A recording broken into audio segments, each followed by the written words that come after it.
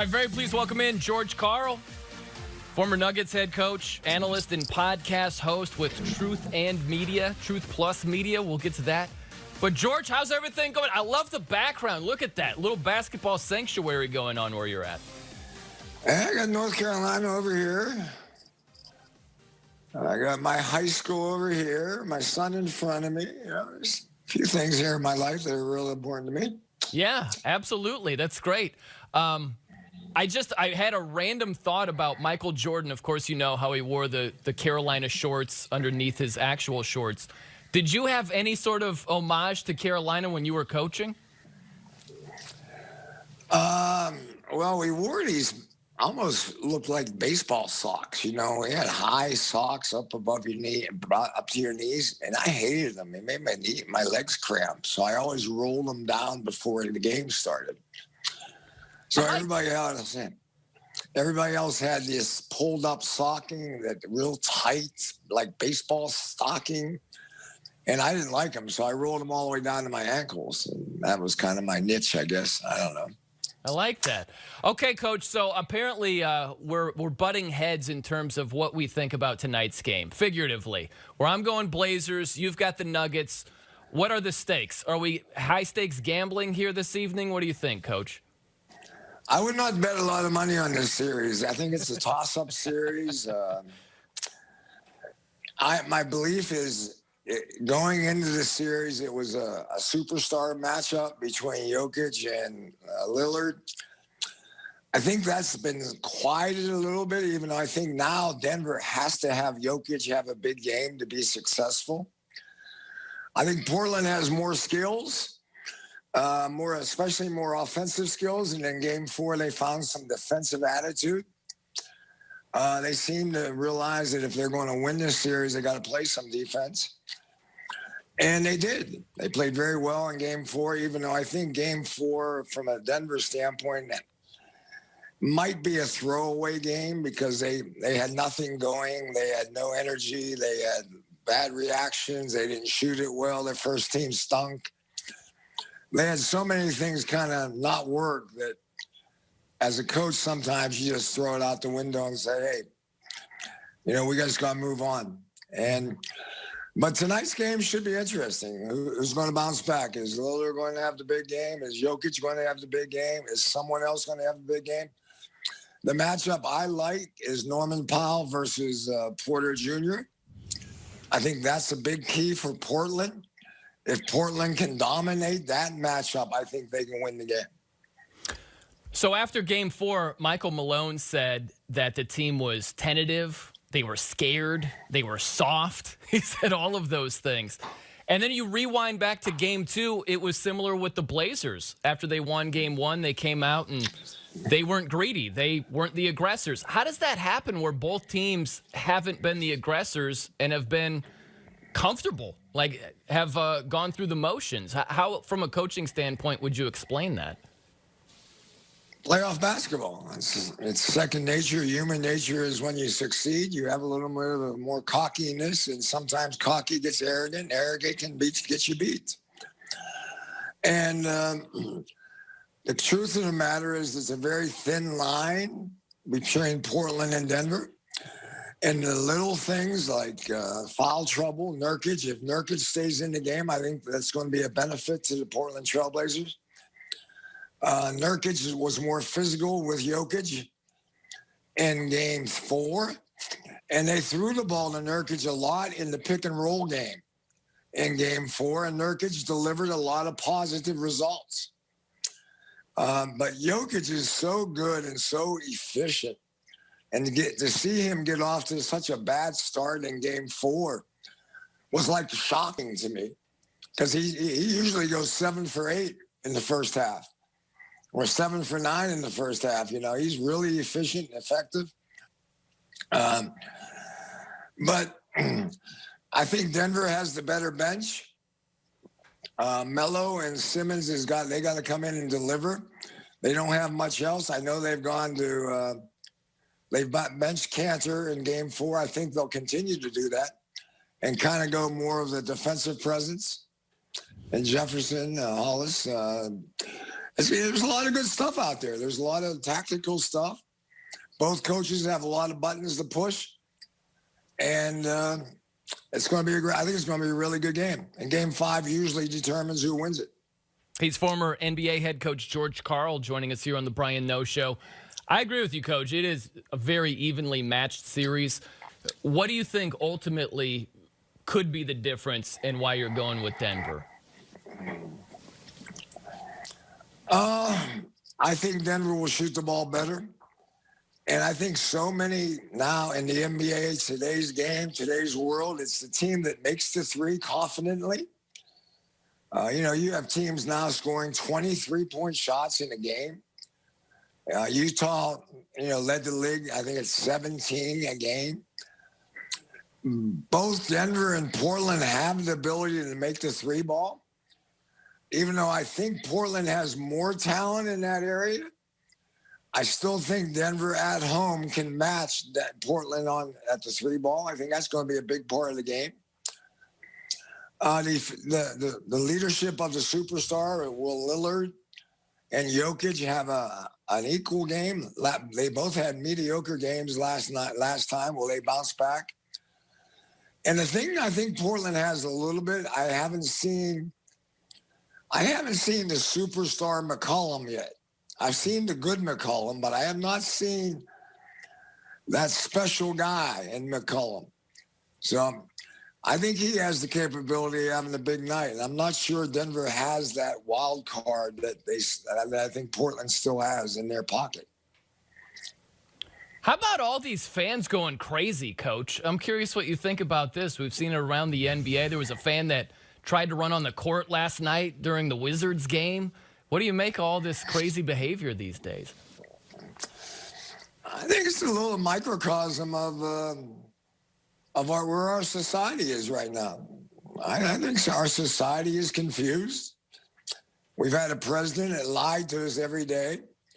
We have a politics of where we're changing from a Republican regime to a Democratic regime.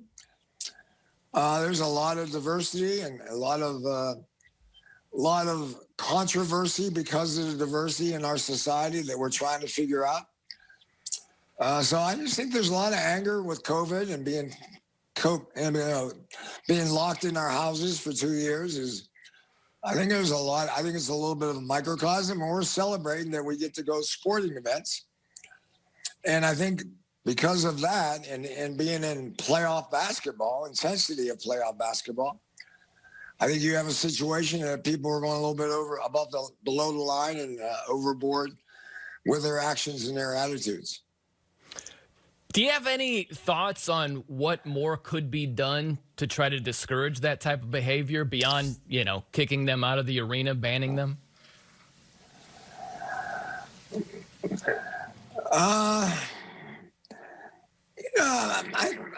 I mean, you have to remember, fan is short for fanatic. Mm-hmm.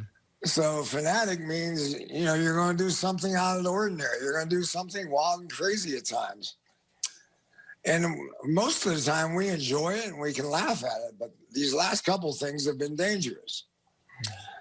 And I just think the arenas being, they haven't had people in their building. The security forces probably aren't as well trained and as well organized and orchestrated as they've been in the past.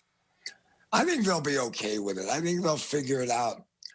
And I think it's a good conversation for the fans, the players, and management to have on where do we want to go with this? How far? What do we want to let go, and what don't we want to let go?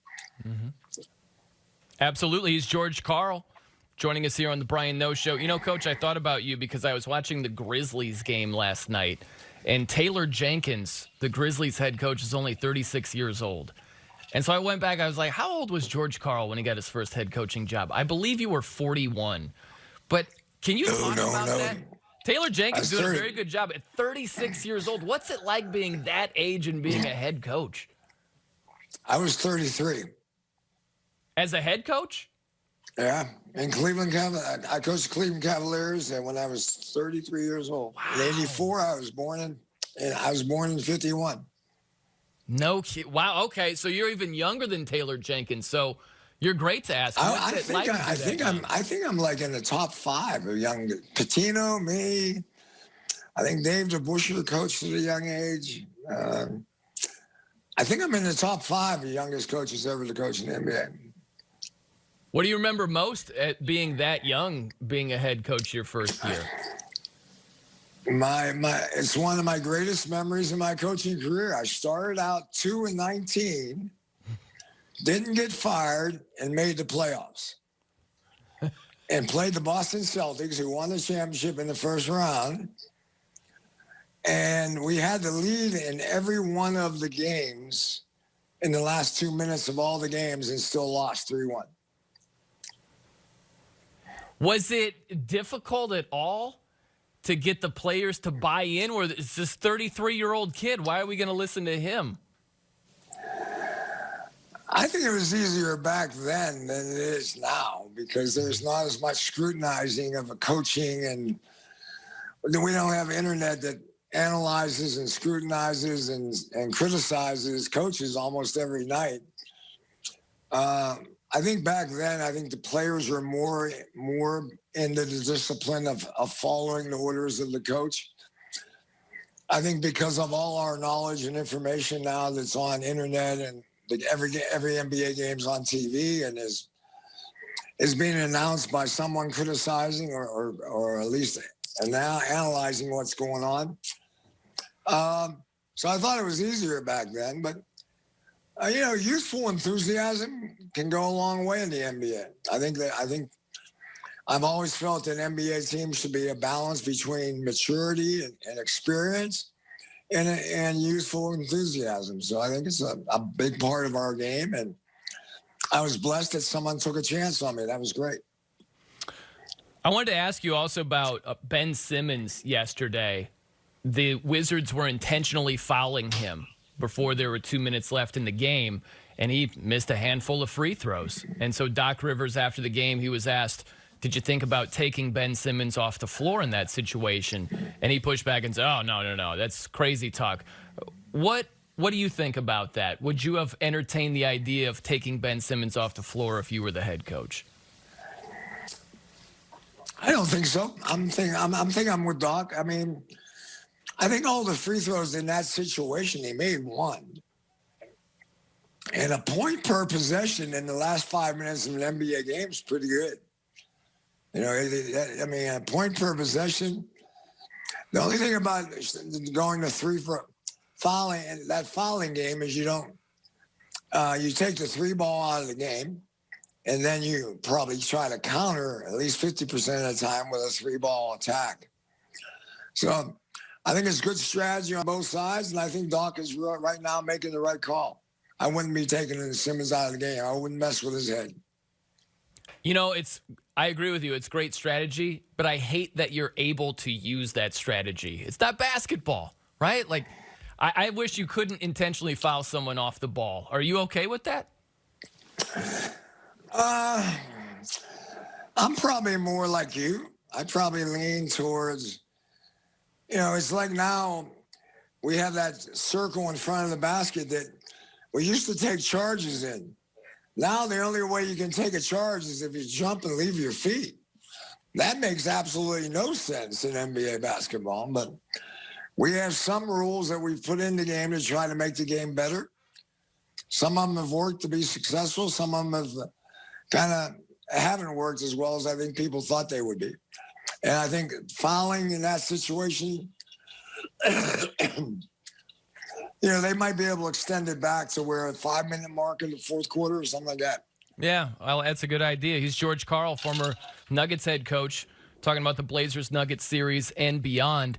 I'm just curious, Coach, if you look at the NBA playoff picture as a whole and you look at Anthony Davis is banged up, Joel Embiid is banged up right now, who do you like the most? Who would be your pick to win a championship right now? I don't think I'd bet. I think the magic of the championship is going to be in the next round or maybe even in the conference finals. And that's usually the way it goes. The team that finds the confidence and and the connection and fights through a difficult series and grows up right in front of you. I think that might be what's going to happen this year. I think it's a team that it's a year that a team like Utah or maybe even Phoenix or maybe a Portland or a Denver could figure it out and get all the way to the finals. The team is probably playing as well and has got enough weapons to win an NBA championship as Brooklyn. But I'll be honest with you, I don't trust Brooklyn right now. But I might trust them in 2 weeks. I mean, it'll be interesting to see how they respond to maybe a little tougher series than they had in the first round. I totally hear you. All right, Coach, tell me a little bit about being an analyst and a podcast host right now, the company you're working for. I'm curious about all of this. A couple of guys here in Denver came to me about a year and a half, 2 years ago and said, would you do a podcast? And I said, I'd do it. I've enjoyed it. It allows me to kind of, all through my life, my career, I've always enjoyed speaking because it allows me to vent my anger and my thoughts and my philosophies a little bit better than when you're in front of the media, you got to be careful with what you say and how you say it. I've had a lot of fun with it. I've met a lot of good people through it. And it keeps me busy. It keeps me occupied. It keeps my mind working and evolving. I love the game. I study the game still. I mentor and coach a lot of coaches in the league. And, comparing notes and arguing and figuring out where the game's going to go and what's the next tangent of influence in the game of basketball is always something I've always liked to do. I love that word, anger. I'm curious, in terms when you're watching NBA games, is there anything with the rules that make you angry? If you could change one thing, what do you think you would change about today's NBA?